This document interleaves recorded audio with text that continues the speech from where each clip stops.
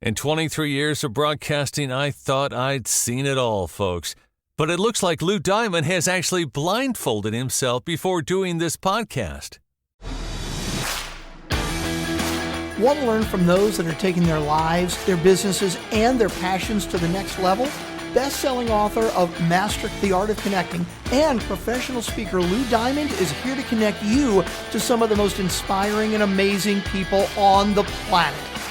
Get ready to thrive loud with Lou Diamond. Welcome, everyone, to another spectacular episode of Thrive Loud with Lou Diamond, connecting into the most inspiring and amazing people that are thriving each and every day. I'm your host, Lou Diamond. Today on Thrive Loud, we have a gentleman who is a coach that the world's leading companies and peak performers call on to help them win. He's a father of two, husband of 30 years, CEO or board member of 8 companies, early stage investor in over 40 businesses, and worldwide philanthropist. He has been the peak performance coach for athletes who have won world championships and Olympic gold medals and helps them step into their full potential. Thrive Loud listeners, we are going to step into your full potential today because we have brought you Tom McCarthy. Tom, how are you today? Good, Lou. Love your energy. You've got amazing energy. So I'm really looking forward to this. Okay, so I want to hit this from the beginning because you have a mix of a lot of different things in your career, and I want to bring our listeners up to speed. You're helping top performers accelerate. You've had businesses that you've been involved with, board members, all this stuff. Weaving all this together, how did this build? Where did it all come from that this is what you wanted to do? Because you seem to be a pretty focused person, so I want to understand how this became your gig. I think it built from a childhood that wasn't very happy. You know, my dad passed away when I was 3 years old. He was a soldier, U.S. Army officer, killed in Vietnam. And so when that happens early in your life, Lou, the world is not black and white anymore. You really start looking at it differently. And so I was really open. I had a lot of pain. There was a lot of hurt. Felt very different than other kids who had parents, even if their parents were separated, they at least knew their dad and mom. I had a great mom. I mean, she worked really hard. She tried to do her best, but she struggled too. And so I was really open, and I started reading books that you're probably familiar with. I can remember reading, Wayne Dyer's The Erroneous Zones, at a ridiculously young age, like someone shouldn't be reading it at that age, and delving into different ways of thinking different about what's possible and what you could do. So my pain was also my gift. And this is one of the things I believe. The universe is always working in your favor, and it opened my mind in ways that, I had no idea I would actually end up doing what I'm doing right now, because that was not in my mind way back then. My first job out of college I was with a Wall Street firm. And I did well with that. And then I wasn't that happy, though. I was making good money. I had houses and things like that in my early 20s.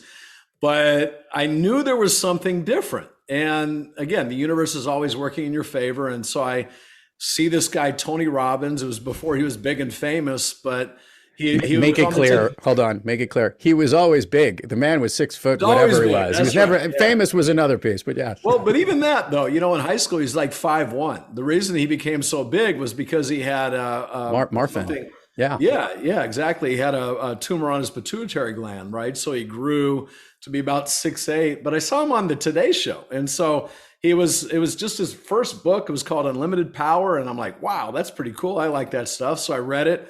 And then I moved out here from the East Coast to California to help run his company. And I ran all the sales and marketing at a young age. I didn't really know what I was doing, but I figured it out, and we helped grow it. And then after about 3 years of that, I ventured out into the corporate world. So he was always talking to the masses, but my clients became Microsoft, Disney, Cisco, people like that, Salesforce. And then athletes would come, and I worked with them because part of what I believe is doesn't matter what you're doing. There's certain principles that allow you to thrive. If you're an athlete, if you're a father, if you're a wife, if you are have your own company, or you work in a big company. So we just work and help as many people as we can. I like it. I also like your energy as well here. And by the way, you also are paying your dues as well as another former Wall Street guy that just said I needed to get out of this at some point in time, as we all have at one point or another. Yeah. So Tom, there is a huge difference between helping to coach people get to a certain level, elevate where they are right now, and then coaching the elite performers, those who are already at the top of the game and making them even better. There's a real selective choice in there. Maybe share for the listeners, first of all, what it's like to coach those type of competitive folks, and maybe the different approach that you apply that might be different for normal people, for that matter. Yeah, they've accomplished a lot already, so there's some momentum, but human beings, Lou, they're all the same, right? You know, they're fragile. I can remember working with some teams in the premiership of soccer over in the UK, and I worked with, actually, there's a ball behind me. We call it football here. Let's make it straight, Tom. Come on now, it's really football. And as we know, the American game right now, if you've been watching of late, none of these kickers who kick the foot, when the only time they use it, they can't make any extra points or field goals. So they got to rename football. All other podcasts, but let's go back. I apologize for that. Yeah. So no, but I worked with Arsenal in 2005 when they were they actually didn't lose a game that entire year.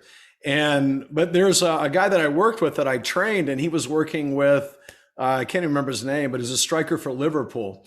And this guy was really, really good, like one of the very, very best. His name might pop up in my head soon, but Michael Owen. His name was Michael Owen. Yeah. And he had gone through this streak where he wasn't scoring any goals.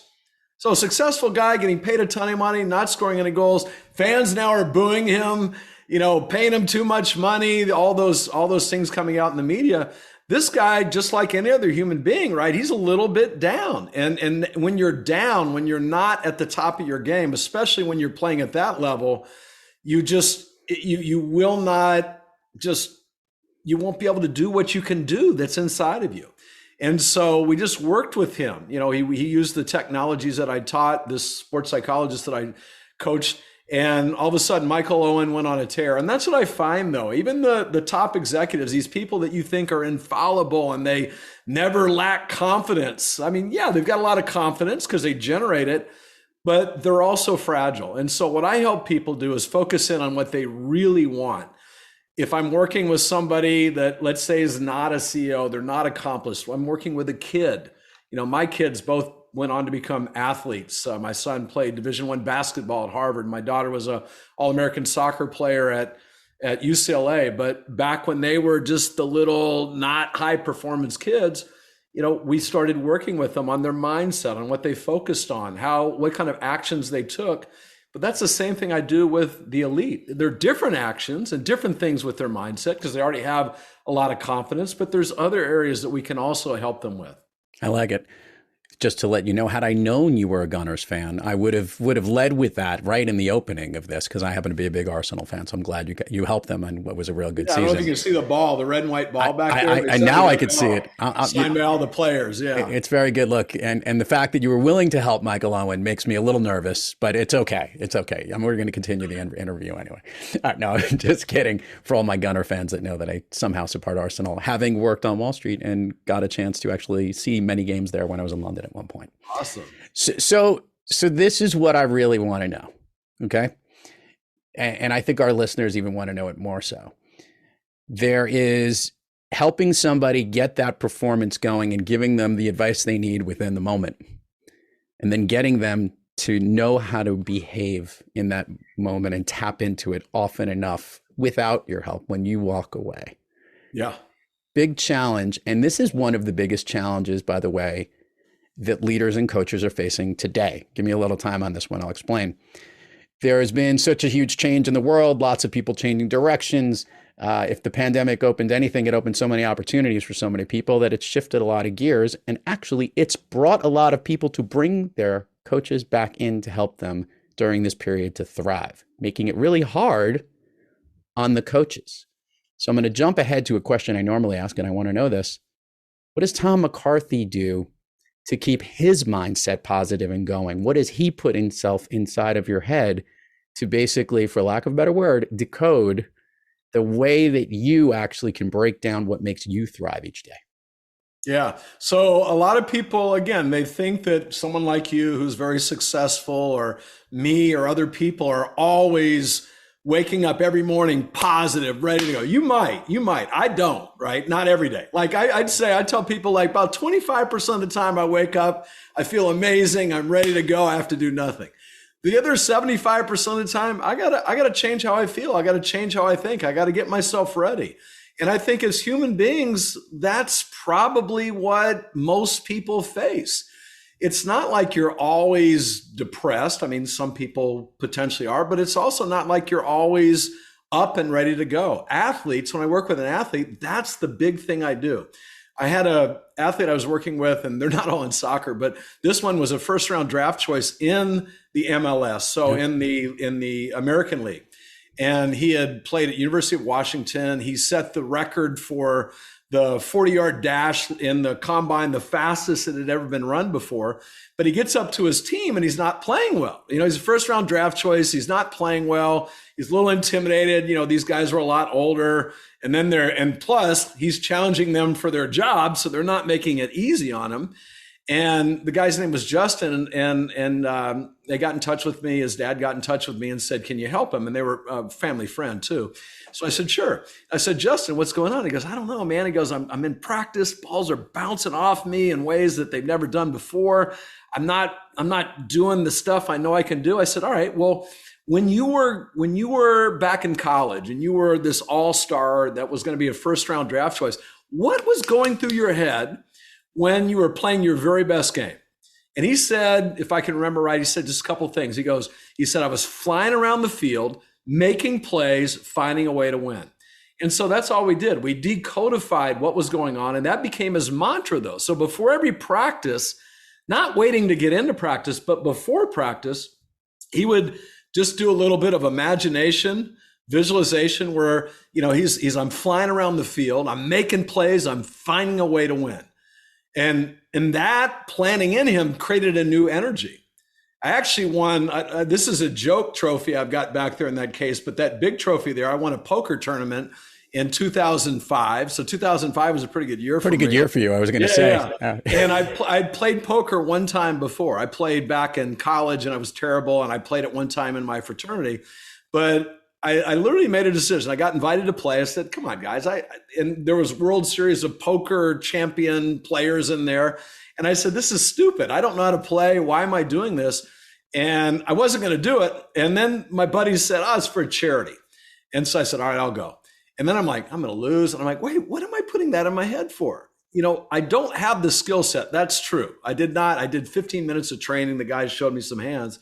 But the thing I kept in my head over and over again, every time I thought about it, because I wanted to program what I call not my subconscious, my superconscious, right? That can make decisions, that can be aware, that can do things beyond what I think is possible just with my conscious mind, which is primitive compared to the superconscious. I said two things over and over again. I made great decisions. I found a way to win. I made great decisions. But I didn't just say it. I felt it and I believed it. And then I was getting ready to go, and I told my wife, "Hey, I'm getting ready to go to this tournament." It was like 6 p.m. And she knew I didn't play, right? And she goes, what time's it start? I said, 6:30. She said, "I'll see you at 7." And so I said, "Oh, stop talking," right? But I didn't let that come in, right? The naysayers, you can't let them come in. And she was joking. So I went there and I freaking won the thing. Like, I beat these guys that, you know, played in the World Series of Poker, and I came in. I think I got back like 1:30 in the morning, and I had that trophy and bracelet and all that stuff. And I turned the lights on in the bedroom. I'm holding my trophy. I said, "Guess who you're sleeping with tonight?" The champion is home. Now, I'm not saying you can do that 10 times out of 10, but the mind is unbelievable. I know you hear it over and over again, but most people don't know how to use it. They use it when it's convenient, right? Mm-hmm. When it's easy to believe. I have a saying that's at the bottom of my emails, and it says, "Average conforms to reality. Greatness creates a whole new reality." I'm about creating new realities and helping people create new realities, but it's not me doing it. It's always them. I just hold a bigger vision for them than they hold for themselves. And I know that's probably what you do in your work too. Yeah, well, a lot of it has to do with connecting. And I think this is where I want to connect this because I think it's important. A lot of times these champions and top performers already know what to do, but you help get them on the right track to help them remember what they need to do, and maybe more importantly, how they need to be and how they need to think. Is that accurate?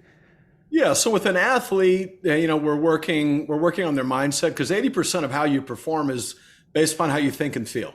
And so they got the skill level, they've done the practice. If we're working with people in corporations, sometimes we're also giving them some ideas on leadership or how to communicate better. So we're coaching, but we're also maybe doing a little bit of training in there where we see. But the big thing we want to do as coaches is to help people discover they already have everything they need inside of them. We're just going to help them get it out of them, and then really create more access to a greater power. And when I say greater power, I'm talking about that super conscious power, not just living, because the conscious mind can process 40 bits of information per second, which is pretty good. But the super conscious is 40 million bits of information per second. And that's where all your intuition and the great ideas tend to come from. It's not from this little conscious mind that we think it's coming from. So I got one more question before we start heading down to some more fun stuff about you. And this has to do with the individual versus the team. Because a lot of times, in fact, some of the groups that you've worked with are actually helping teams win and get championships, but working with the individuals. How do you help not only the top performers, individuals get their mindset? We got that. How do you bring it all together so that groups can actually share that positive mindset, share the way the mind's supposed to be used to work as a cohesive winning unit? Yeah, great question. In my book that's coming up in February, it's called The Breakthrough Code. And I have 3 big ideas, and I've got some habits.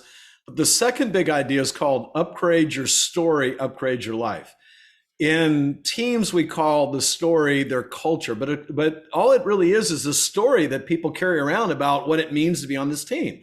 The word in corporate America is culture, but it's a story at the end of the day. And every team has a story, whether it's been designed proactively or not. Everybody, some team, the story is we're crap, we're no good. And I'm talking about not just sports teams, but corporate teams. I don't even want to be here anymore. Like, people are walking around on many teams with that story in their head. And we tell people the most powerful story you'll ever hear is the one you tell yourself. So within teams, we help define a better story. We've done a lot of really cool work, and and unique stories that really fit the culture. I always tell people, though, that whatever culture you create, when we're working with leaders creating a culture, it's not going to be right for everybody. It will attract certain people and it will push away others. Like the Navy SEALs, just not too far south of where I live, they train. And people, Navy SEALs come in, or people that want to be Navy SEALs want to be a Navy SEAL. And so they have about 150, I think, each time that they start up a class. At the end, they'll have 15. And the 15 that end up staying are the ones that really fit that culture, because they have intense culture. They say, if it doesn't suck, we don't do it. That's part of their culture. They want people that like sucky jobs, the hardest, grimiest jobs, and they take pride in doing that. The only easy day was yesterday. That's another thing that they say. Well, why was yesterday easy? Because we're done with it, right? They want challenging days. So when you create a culture for a team, you will potentially lose some people. And as a leader, your job is to, and I do a lot of leadership too, your job is to create a winning culture and then surround yourself with winners. Winners are people that can thrive and fit that culture. And that's where a lot of people get it wrong. You can't necessarily just take any group of people and have them bond and be cohesive and do great work. You have to figure out what's the culture that you want to create, where you want to go, what's the culture, and then find the right people. And that's what all these teams and general managers and coaches are trying to do in the preseason. They're trying to figure out, okay, how can I, first of all, a lot of them don't know how to create the right culture. They're just, how can I get all the best athletes? That won't work sometimes. Right. You see people not working together. You need great athletes and athletes that that want to be part of this culture that you're building. Totally get it. I love asking the guests on the program this question. Want to see where this goes. Tom, you've been thriving throughout your whole career and helping others to do it too. But as we mentioned, we all have days when we're not quite kicking on all cylinders. Can you share with the listeners, Tom, when you are not thriving, you personally, what practice do you seek, or maybe which individual do you seek out to get yourself back on the thriving track?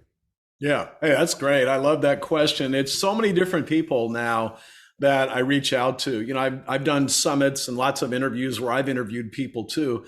And the times when we're not thriving are, you know, we're getting kicked in the ass or slapped in the face by life. Those are the best opportunities to learn. And now when they show up, what I do now, Lou, is I'm so grateful for them. Because, you know, look, we all look back on life and we go, oh, wow, that made me, like, that caused me to move in a different direction.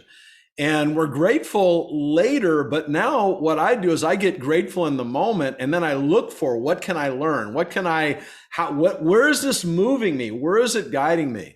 And something that I have a lot of passion for is energy. Like I talk about your energy, but not just the energy you can feel. Like I believe everything's energy, and we can, you know, energy follows thought, according to Einstein. And so right now I'm learning a ton about that. I just interviewed this amazing guy that is he lives in Appalachia, and he was a construction foreman for many years, but he learned back in the 70s, he learned Silva mind control. And then he worked with some Native American shamans. Then he learned dowsing, right? How to use like a pendulum to access your intuition.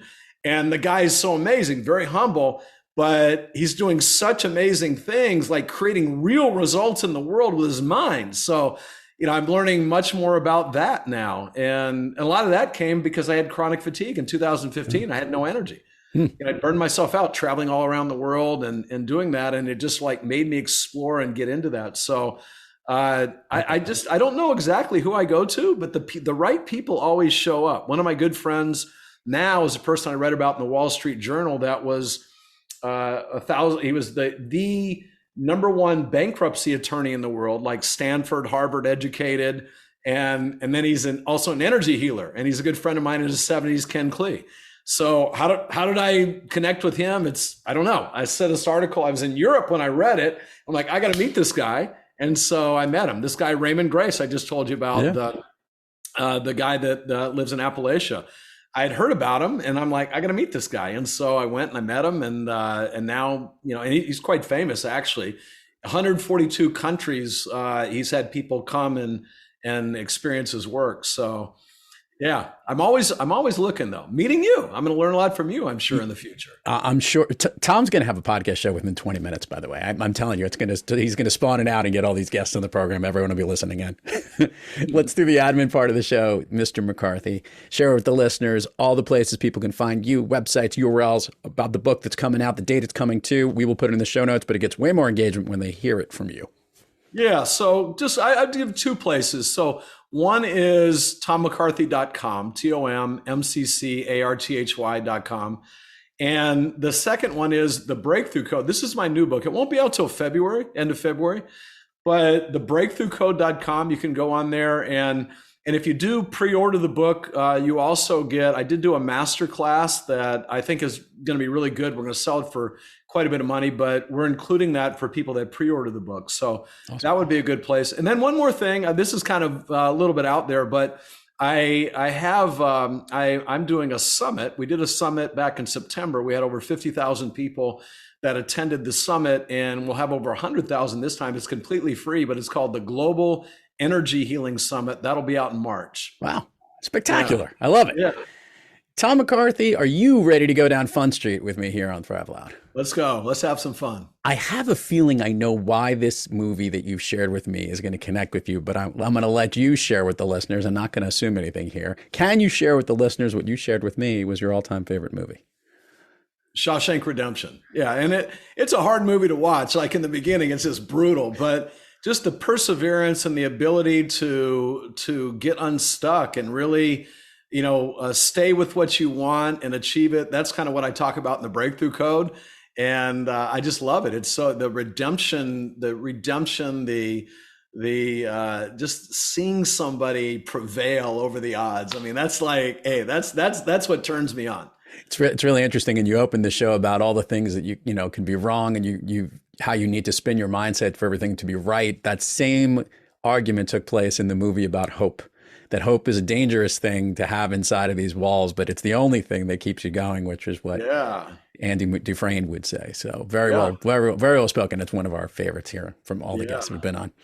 All right, so we're going to do the speed round of Fun Street, and I have a feeling it's the competitive athletic coach and mindset coach and everything that you do. You're going to be fine at this because there are no wrong answers for one, but two, these are things that lift you up, motivate you, and make you thrive. So I think let's share that with the listener. Okay, of late, a song that you love to hear, or maybe one that pumps you up. You know, what's the one with Post Malone singing now about come back? I can't remember the song. So okay, Post Malone. I'm failing already. You can't be failing yourself. It's only winning. Yeah. And, a favorite food that's not a dessert. I'm a big Mexican guy, so actually pretty simple, but beans and rice with some salsa on it, I'm really happy. Just for the record. My wife makes fun of me all the time, yeah. That's what I'm having for dinner tonight, Tom, and I'm not even kidding. Nice. Beans and rice. We throw in some avocado in that mix. Yeah, avocado, thank you. A favorite dessert? I don't eat a lot of dessert. My wife teases me because I told her when we first met I don't eat dessert, and then I had ordered dessert on that date that night. But favorite dessert, you know what? I love berries. I'm a healthy eater, so berries with a little coconut yogurt on it. Ooh, I like that. Yeah. An activity you wish you did more of? I wish I did more of. I loved playing basketball back in the past, and now I don't play anymore because I got my 2 front teeth knocked out several years ago doing it. Oh, pickleball. Pickleball is my new passion. Yeah. So we have our tennis court now lined for pickleball, and I don't play as much as I'd like to. I wish I played more. An activity you wish you did less of? Administrative activities that, even though I've got a lot of help, I still get stuck with. If I were to snap my fingers, Tom McCarthy, and you could go anywhere, where are you? Let's go to Bali. Have you ever been? I've never been. My wife has been. I've been pretty much around the world, but she went without me. Your wife went to Bali without you? She took my daughter there. They did. My wife is a very famous yoga teacher, and they did a retreat, and I wasn't available, so she took my daughter, and she keeps saying, you really love it. You really love it. So let's go there. Tom McCarthy, truly a pleasure to have you on. The Breakthrough Code coming out late February. Everybody check it out. We'll put it all in the show notes and everywhere else. This has been awesome stuff. Thank you for paving the way so everyone knows kind of what we got to do upstairs in our head and get in the right mindset that we need to be in to win and keep moving onward and upward, which is why you thrive, man. That's why you're on Thrive Loud today. Thank you for coming on. Yeah. Hey, thanks, Lou. My goal is people live a life without limits. Doesn't mean that everything's always going perfect, but where they're stuck, they can break through. And so that's what the Breakthrough Code's all about. Love what you're doing. Love your energy. And thank you so much for having me on. Absolutely a pleasure. And to all our listeners out there, thank you for joining us. And until next time, keep moving onward and upward. And remember, be brief, be bright, be gone. You've been listening to Thrive Loud with your host, Lou Diamond. Check us out on the web at thriveloud.com and follow us on Instagram, LinkedIn, Twitter, and Facebook at Thrive Loud. And check us out on the Good Pods app at Thrive Loud, where you can follow, listen, and connect directly to Lou and all of the Thrive Loud episodes. Thanks for listening.